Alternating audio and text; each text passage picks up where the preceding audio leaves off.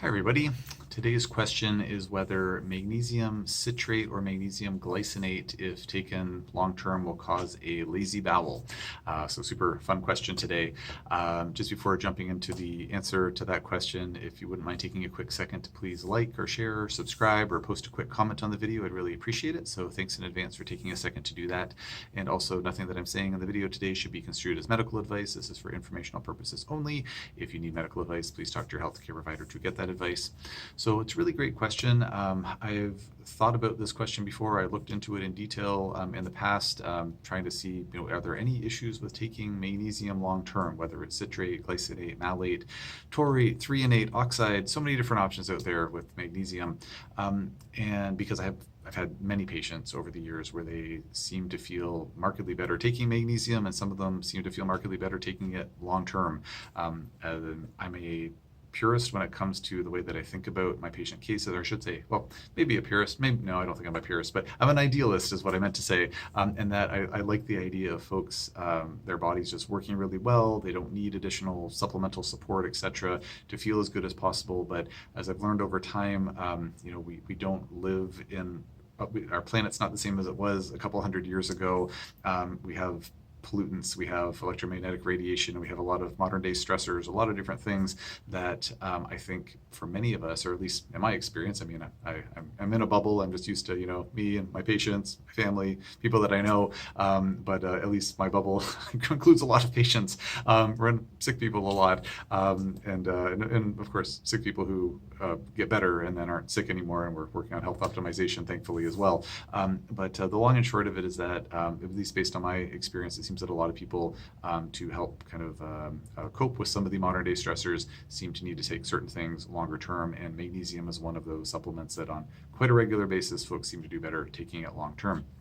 Not everybody, of course, but just in terms of optimizing sleep, optimizing bowel regularity, helping with anxiety levels, sometimes depression levels, sometimes muscle cramps. These are things that some people seem to need to take magnesium long term. So I am observing clinically to see, does there seem to be any issue arising from that? And as best I can tell, I haven't seen any lazy bowel issues coming up from long-term magnesium use. I think that if it was going to be a notable issue, I certainly would have seen at least one case of it by now, and I haven't seen any cases, and I have prescribed magnesium literally to thousands of patients over my 14 years of practicing. So I have a lot of experience with it. I think it is very, very unlikely to cause a lazy bowel. And then in clinical observation and experience, I think that's valuable. I think bringing that to the table is worthwhile to mention.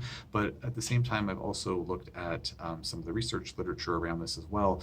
Now, I haven't been able to find any research studies looking at using magnesium for years and years on end.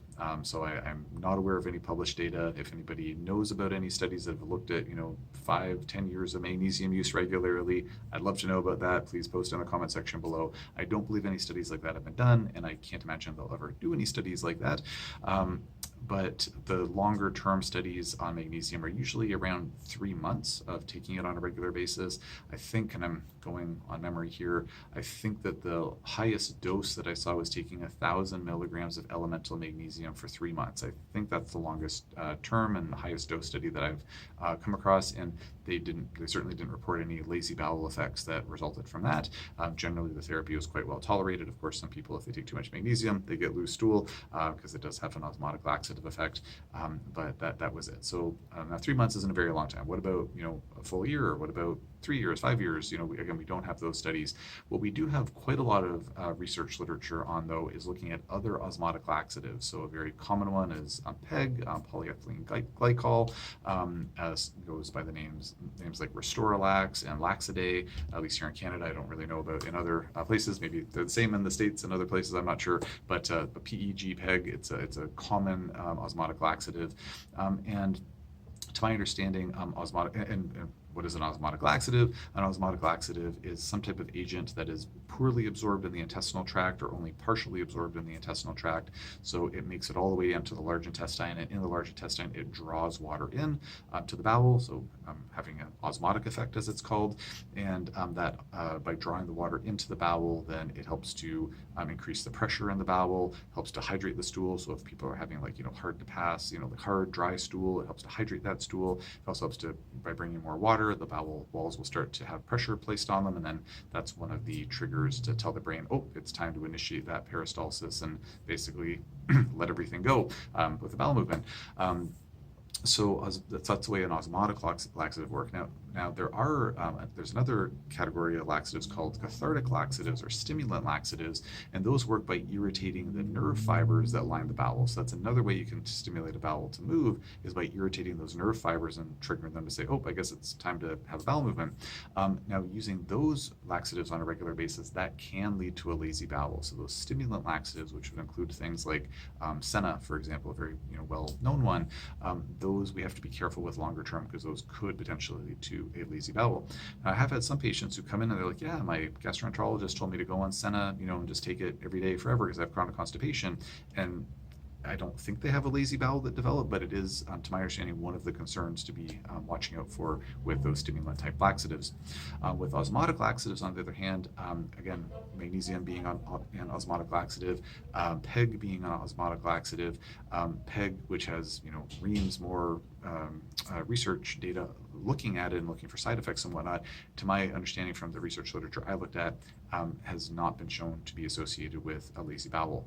So the reason that I have felt comfortable recommending long-term magnesium use for my patients, if they seem to need it, is that I don't think it's going to lead to a lazy bowel, and I just, again, haven't seen any clinical negatives from folks using it long-term.